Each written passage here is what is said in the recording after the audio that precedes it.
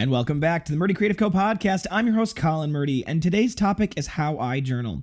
But first, I want to say thank you to everyone who has supported the company so far. If you haven't got a chance, go check us out on the web at murdycreative.co. That's M-U-R-D-Y creative.co. Or you can check us out on Facebook and Instagram by searching at murdycreative.co to see the best of our product shots. Follow us to keep up to date with our daily photos and be the first one to know about new product launches. You can also use the subscribe button at the bottom of our website to be included in all of our new product announcements. Be sure to check out the engraving, personalization options, and exclusive colors on the website, or you can get a blank one on Amazon Prime. We're also broadcasting this podcast on on YouTube. Sorry about that. And also go check us out on our Snapchat and our Twitter, murdycreative.co. No dot, just Murdy Creative Co. All right. So today's topic, how I journal, actually came to us in two different ways. First was the Rob Morgan on Instagram, who said, I'm more interested in the process. Have you thought about doing a tutorial on how you journal or log, habits, routines, what you make a note of, what you'd be fascinating? Like what info are you putting at the top right corner? I'm assuming it's the time you wrote, but after that, love all of this, by the way. Thank you so much, Rob. Also, Saranoke97 said, do you have any podcast topics about writing and journaling? I used to do it often, and then I lost it. I'm struggling to get back into it. Thank you. Both of those great questions, and I think it's going to make an excellent topic today, so I want to talk more about it. For me, I always wanted to journal through middle school and into high school. I really wanted to, and I had a bunch of journals that I'd gotten started, and they were really beautiful, and I always wrote a couple of pages into them, and then I got distracted and I didn't write anymore, and then I felt guilty. And then what ended up happening was I felt so guilty about not writing, or felt guilty about writing in those journals and ruining them, quote unquote, that I didn't want to journal at all because I felt like I would just keep ruining these fancy journals. And actually, that's part of the main reasons why all of our books are refillable. It actually was very intentionally done because I wanted to be able to feel comfortable and confident writing in my journal, knowing that if I didn't like what I wrote, I could replace it. And that's, a part of it. So for me, when I journal, I actually developed a bit of a form that's kind of always evolving. And I have my classic cut number 2 here. And just to give you an idea, what I'll do is because it's a 2-page spread, normally that's how I write. And it doesn't have to be. Like when my brother's wedding came and went, that was like a 7-page spread because I just kept writing. But normally I write in a 2-page spread. And this actually pretty much developed within the last 4 months that I really developed this specific habit. Before I'd been journaling and I'd kind of have various styles, and I wasn't particularly good at being every day. But I tried to keep myself to at least 3 or 4 times a week to kind of keep things current. But what I do is I have a 2-page spread, and then on the left side, on the first page, as it were, what I'll do is I'll put the date in the top corner, and then I'll put on the other side of that same page in the other corner, I'll put a time, and then I'll usually put the Instagram followers I had at that specific time of the day.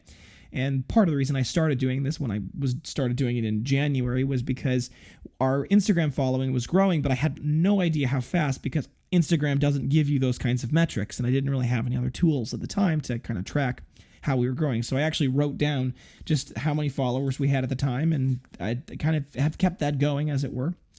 And then what I would normally do on the left side is I would do kind of 3 or 4 paragraphs, sometimes 2 if it was 2 major topics. And it would be kind of 2 or 3 paragraphs about what happened that day that I thought were kind of short topical things.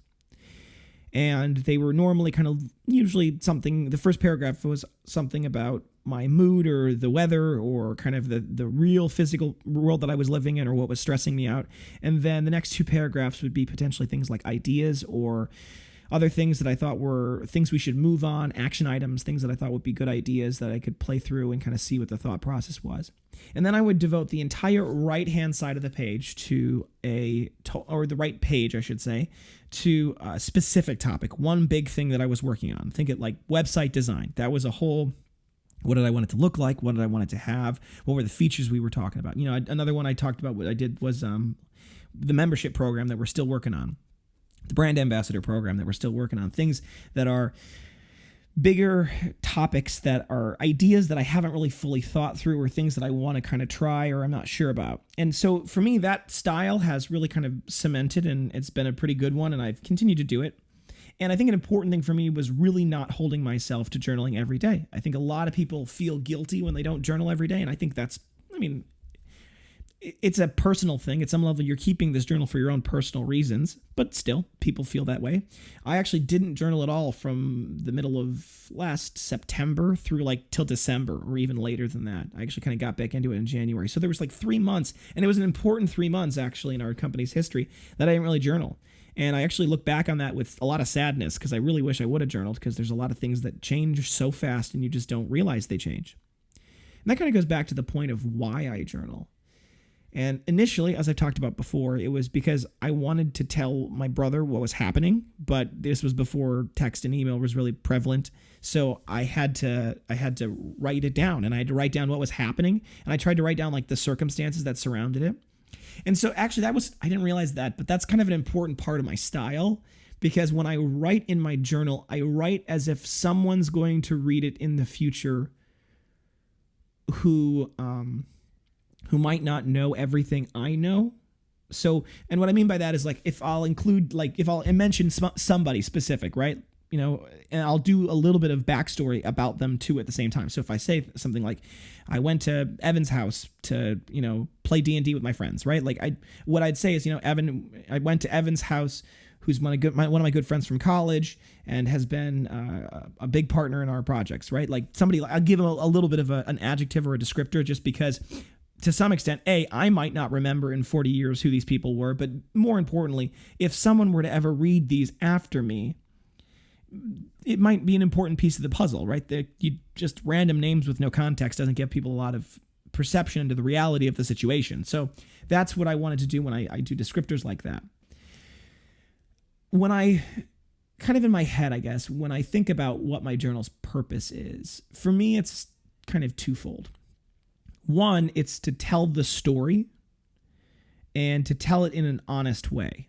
So there are things that I write in my journal, even knowing that someday they might be read, I write them in the most honest terms I ever could. I just tell it the way I feel it, the way I think it, the way it is. You know, that's how I do it. And sometimes that's not very flattering, and sometimes it's kind of it's like dark. There are parts of it that are pretty deep.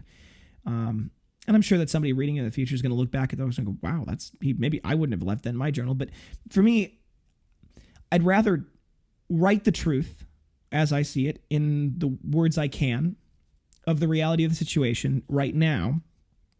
And then if at some point in the future I just write something that I never want someone to read, I can always get rid of it then. But I'd rather not do that. I'd rather write it in the most truthful sense rather than kind of editing myself on the front end. So I don't really edit myself. And, you know, I write in pen because I think that's better. And when I write in pen, if I mess up, I just scribble it out and keep going. So, you know, perfection is the enemy of the good, as my father always said. So for me, that's kind of how I've done it. That's the one type. That's the first thing. The second thing that I really have found to be important in all of this is the ideas that I have. Sometimes they're fleeting. They're like a good idea that I just think about and I write it down, and then I kind of, you know, I would have otherwise forgotten it and be gone forever. But it's a good idea, and I write these things down. And oftentimes I can actually watch and see the progress between the day-to-days of the various things that have happened. I can see all of the projects that I thought to myself, oh, wouldn't it be cool if we did this someday? And then we start making it happen. And then 6 months later, I can look back at that and I go, wow, I was right. That was a really good idea. Or I was wrong, and that was a mistake of gargantuan proportions, and that happens too. But it's really cool because what ends up happening is I think for most people, I should say, when you think about your day-to-day, unless you think really hard, for the most part, you kind of imagine that your life today isn't that much different than it was maybe 6 months ago. Or maybe a year ago. You think to yourself, well, it's like even now, if I think to myself, yeah, January was pretty similar than it is now, right? In my mind, that's true. I go back and I read that and I realize that in my journal, that was absolutely not the case. We have made leaps and bounds in the last 6 months. Our company has vastly changed. I mean, I read my stuff from early January. It went back when the company was literally Leah and I, and Sarah was part-time. And we had one laser engraver that was functioning. That was one of the big ones. Now we have 6 months later, we have 4 people, Leah, myself, Sarah and Meryl, all full-time, 2 part-time people, Joel and Morgan, that help us out. And we have now, 4 engravers, 4 of those industrial engravers working. So like the world is just totally different. And even then we were inside the house, like we were working out of the house, and now we're in a new space, and now we're about to move into an even newer space. So I think that the advantage of journaling in a really deep sense, beyond just the mental health advantages of it, of just being able to let your thoughts and emotions out and the catharsis of it all, but beyond that, you see yourself progress, right? You see yourself kind of change. You see the perceptions of the way things go change. You see how problems that you thought were going to be the world-ending destruction of the universe problems just weren't. They just resolved themselves in ways that you didn't expect, because otherwise they wouldn't have been world-ending problems. And so I think that's a really valuable thing, because it changes. Even when I go back and read this, for me, it's helping me think to myself, okay, well, maybe the massive, gargantuan, world-ending problems that I have now, maybe I can survive them too, right? Maybe there's a solution out there to those as well that I just need to work on. I just need to think through and plan. And you learn from yourself. You learn from your past mistakes, and you develop a really deep understanding of who you are in the process of doing this. Because if you're honest in your journal and you go back 6 months later and you read what you honestly thought, you can look at yourself in a kind of a more third-party sense. It's almost as if you're reading someone else's story, and that can be really helpful from an introspective standpoint. There's The Office, the television show The Office, is this beloved show from millions of fans, tons and tons and tons of accolades and praise and all of that good stuff, and it's a great show, and my wife and I love it. At the very end of this 9-season show, which the premise of is that a documentary crew is watching and recording and videotaping just the goings on in an office, just a regular American office. And it's this hilarious television show. You got to get through the first season, because the first season's a little brutal, but by the time you get into the second season, it's really good. So at the very end of this 9-season show, where you've grown to love these characters and they've gone through amazing, immense changes, both personally and professionally, there's this moment that the lead character, Jim, he says to the camera crews, he goes, you guys captured 9 years of our lives, and were able to show it to us in a way that was just, we could watch ourselves grow, we could watch ourselves fall in love, we could watch ourselves develop, and I really appreciate that. Thank you. That was a really incredible gift, right? And that's what he says to the camera crew. And it's funny, because when I watched that and I thought about it, I'm like, that's exactly what journaling is. That's exactly what journaling is. It's creating a story of what's happening in your life right now. And while you think that it's just a normal, average, everyday, ordinary, kind of boring life, it's not. And it's really incredible to see how things evolve. Like for me, I wrote in my book that if I can get some traction with this plan, this was in February 8th, if I can get some traction with this plan, we might be able to eventually build the next stage of the company. And 6 months later, that particular stage of the plan has kind of become a big part of our growth. It's been a big part of our next step. So like, you can see the ideas evolve, you can see yourself change, and you can see how it grows. And what's that worth, right? That's priceless. It's this unbelievable, valuable investment in yourself, because you're going to look back at your life when you're 80 years old, and you're going to say, wow, what did I accomplish? I think. I don't want to think that, but I think I'm going to think that, because I think everybody thinks that. And I think, you've got a couple of really good memories. You got your core memories. You've got adventures that you went on with your friends that you remember a piece of, or, you remember your kids and you're growing up and things like that. But this is like that, but with 10,000 times the resolution, right? Because even if you don't journal every day, even if you don't journal every week, still journaling every so often, getting that data point, it's something you can go back and read, and you can be like, wow, I did not realize that. That's going to be a treasure that's going to go forever for you. And more than that, it's going to be a treasure that your children and your grandchildren are going to love. And for me, my family just was at my brother's wedding. We did a family reunion around that, and we sat around the campfire and we were telling stories, and my aunts were telling stories about growing up, and they were all of my were pastors' kids. My grandpa was a pastor, and so they traveled a lot to a lot of different places, and different kids of the 6 kids had different stories about what their lives were growing up. They each had a very different view of it because they grew up at different times in different places, and the stories that they tell are just incredible. They're just deeply meaningful to me and to the rest of the family. And there was a letter. So after the reunion, we started a Facebook group that is specifically dedicated to uploading and archiving photos that all of the different various grandchildren and various people have from grandma and grandpa and the people who were there. And we have a letter that was sent to my great grandpa Malvitz that was telling him that the Depression was over and he could go back to work at the Ford Motor Company. And it's dated and signed from. It's like pieces like that are just treasures.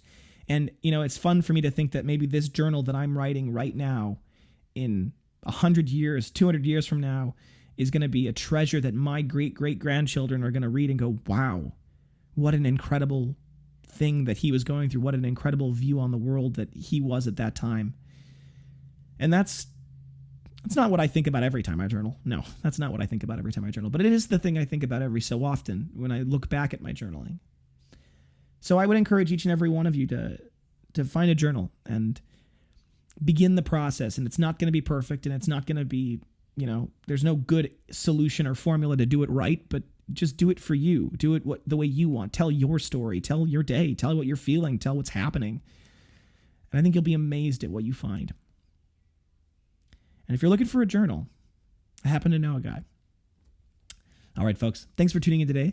Be sure to check back in on next Tuesday for our next topic, which is called A Shattered Letter. And it's going to be an interesting one. That it's about, just to give you a teaser, it's about a letter that I received from someone who was almost a customer but wasn't and didn't. And they wrote me a letter about why they didn't end up buying. And it was very interesting.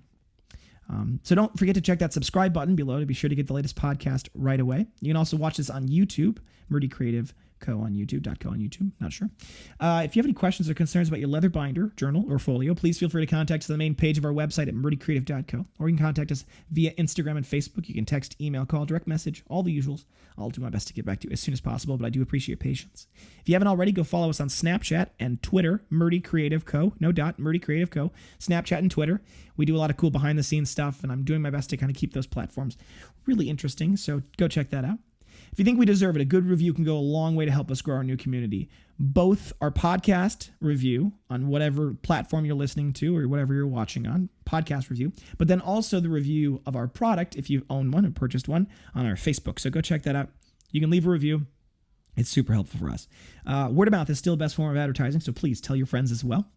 If you have any podcast topics you want to hear more about, send them my way. I want to thank our two suggestions that came in for this topic. I think it's really helpful. And we've got another one that just came in. So please send me your requests for podcast topics. I'm happy to talk about anything. And I think it helps to have your guys' involvement. So I want to engage with you guys. I really do. If you're looking for multiple binders for gifts, giveaways, menus, really any reason, ask about our bulk discounts available. They start at quantity 5. So they're actually pretty low quantities. For the bulk discount. So really inquire if you're interested in that. Thanks so much for tuning in. Have a great day, and goodbye.